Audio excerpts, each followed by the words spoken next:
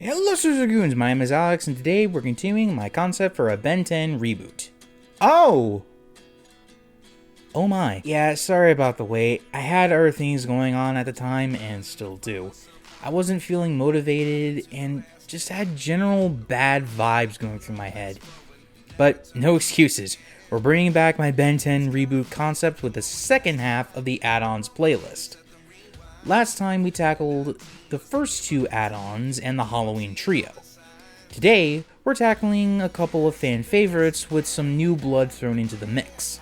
But as staple by this point, I'd like to go over my rules of thumb before we move on. Number 1, the art style will be closer to my own. This way I'm not restricted by too many guidelines and make them stand out from the originals.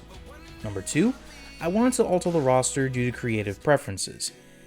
And number 3 is the multiverse theory. For this reboot, some alien species are replaced with different ones for the series representation. The multiverse theory is just here to justify these actions. Just keep that in the back of your mind while watching this. With all that said, it's hero time! First up to bat is the Gastro Gummy Bear with a bottomless pit for a gullet, Upchuck. Now, I originally didn't want to do Upchuck because it was leaning a bit too close to the original series roster, and after Omniverse, Upchuck was a frustratingly weird alien. But since you all wanted him so badly, I had to oblige. See, Omniverse explained that the reason why the classic series and UAF designs were so different was because they were two separate species, the Perks and the Mercs. My issue stems from the fact that both species have the exact same power set. Then what's even the point of both species if the difference is appearance? Have one or the other. That said, multiverse theory gives me a chance to alter how a canon alien works, and that's what I did. So this Gorman is basically a combo of the Perks and Mercs. If I were to give it a type of name, I call it a quirk. I had to make it rhyme somehow, alright? I leaned more into the perk design, but I liked it more than the merc anyway. I did try my hardest to include some aspect of the merc, like the hide as you'll soon see. I also wanted to add sharp teeth and gills on the side of his head, and those back nubs are now like spikes. Anyway, Upchuck's powers include enhanced durability, speed, and reflexes, along with prehensile tongues that act like a hookshot. His mouth can open incredibly wide to allow him to swallow objects in one gulp. The objects then turn into explosive energy in his stomach, which he can spit up for ranged attacks. As a little fun fact, he does have acidic saliva, which, you know, that's pretty cool. For weaknesses, Upchuck has a limit to how big of an item he can swallow. If he keeps it in his stomach, he gets heavier and his mobility is cut drastically. Aside from that, he's not very strong or anything like that. All this in mind, I present to you the quirk variant of Upchuck.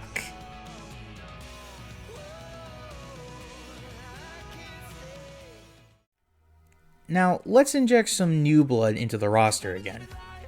I was looking over the classic and was thinking, God, what the hell can I do? While in between this and the last add-on video, a piece of constructor criticism was thrown my way for Vineline, the new plant-based alien, essentially saying that the design was no better than the wild vine from the original reboot. Much appreciated, by the way. But recently, as of writing this, more people were warming up to him, and I thought, okay, I'll make more similar but different aliens. So I figured, why not make something that would fit me? And I quite like bears, so an alien bear it is. This transformation is called Polarisus, and he's a polar Kumatorian. His species follows a similar pattern to Arctiguana, where his homeworld, Ursidia, is inhabited by many different types of Kumatorians. The polar variants, in particular, are quite aggressive to anyone outside their tribe. This is supposed to play on the fact that polar bears are pretty dangerous IRL. They're the apex predator of their environment, after all. For design, I knew he had to be big and strong, as most bear characters are often depicted. Note I said most. So I looked to a series that I doubt anyone would remember, Monsuno. Specifically the mascot monster of that show, Locke. He was this kaiju-style polar bear with blue crystals on his back. He was sick as hell though. But I also took visual cues from the Yu-Gi-Oh! Monster, Gladiator Beast Andal. And to add some color to this guy, I chose to make him a very pale blue, bordering on white, but not quite there. I also chose to add orange eyes because color theory. I don't know. As for powers, he has superhuman strength, durability, dexterity, and enhanced senses, along with razor-sharp teeth and claws. Polarisus' main ability involves a special organ attached to his lungs, which allow him to inhale water vapor from the air and exhale it as a freezing breath. Again, Artiguana influence coming in hard. As for weaknesses, his heavy fur coat makes him susceptible to heat stroke in a hot environment. Also, he's pretty slow on his feet since he's a chunky build, and because of his animalistic senses, he can suffer from sensory overload from hearing and smell. With that being said, I'd like to introduce Polarisus.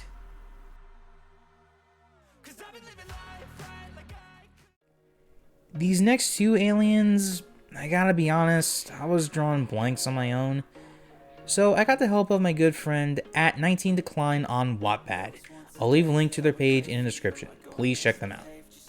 Anyways, 19 tossed a few general ideas around until they brought up the cassowary.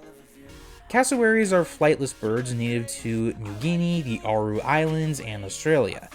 And these are some dingy motherfuckers. This got me thinking of a reinterpretation of Kickenhawk. Now, Kickowary, as I'm calling him, is similar to Kickenhawk, but looks a bit more like an ostrich than an anthro chicken hawk on steroids. As for the design, I was drawing a blank for the colors.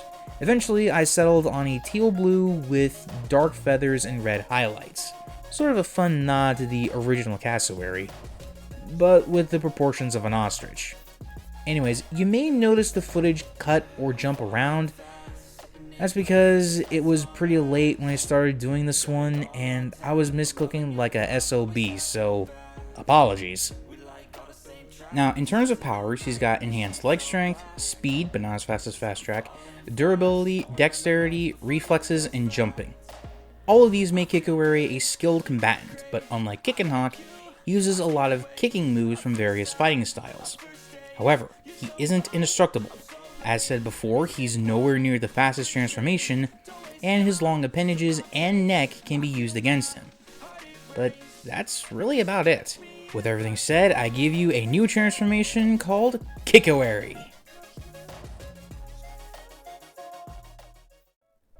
Last new guy for the playlist, and the second alien 19 helped me come up with. So, they came up with the idea of a comic relief character, like a wacky look-at-me-go kind of character. Now, there wasn't much in the way of that in early Ben 10, maybe except Upchuck and Ditto. But then, my mind went to characters like Luffy from One Piece and Spinel from Steven Universe. And this led me to go with Rubberhose animation. Art nerd and animation lover time! Rubberhose was the first animation style to be popularized here in America during the mid-1920s. Think of something like Popeye or Steamboat Willie, or more modern examples, Cuphead and Spinel, as I mentioned earlier. Okay, for powers and what exactly he is, Rubberfist is a species called a Nolian from the planet Flyshira. For animation geeks, you'll get the reference. Anyway, like the cartoon characters of old, Rubberfist can stretch his body to incredible distances, and inflate parts of his body for added strength. However, he does have a limit for how far he can stretch, and he can still feel pain from gunshots, stabs, and beatings. So yeah, Toon Force isn't doing this guy any favors. Now, I need to address the elephant in the room. Yeah, Ditto was on my mind while making this one. However, he cannot duplicate. He can only alter his body. And you may be thinking of a bootleg Batman because of his head, but that's actually a callback to other characters of the time. They all had this silhouette on their head that made them easy to identify, A good example is Mickey Mouse's ears. But with that said, I present to you Rubberfist.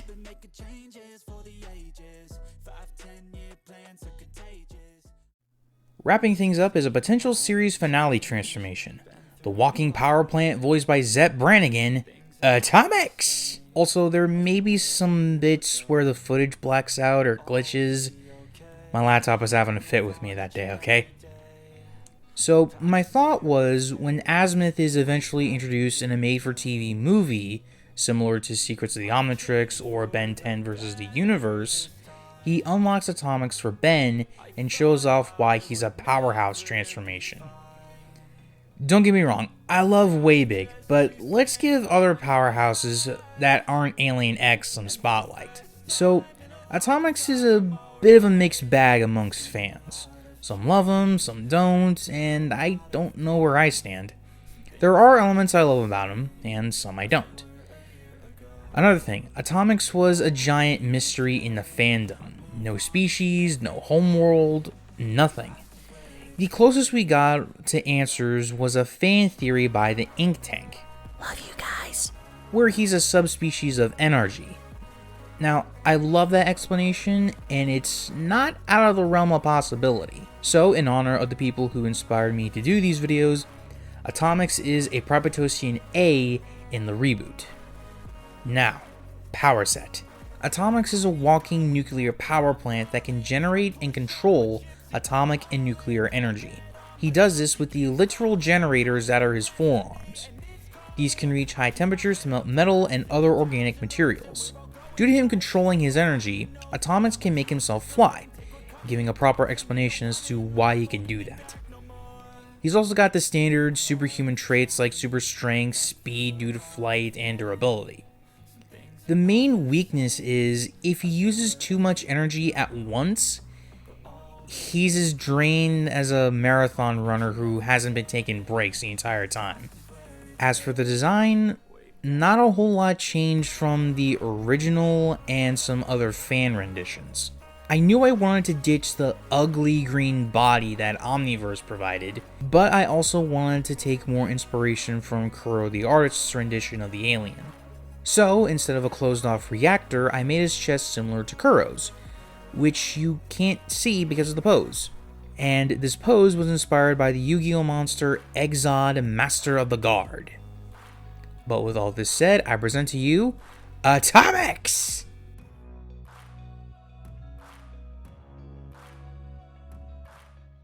And that is the back half of the add-ons playlist done!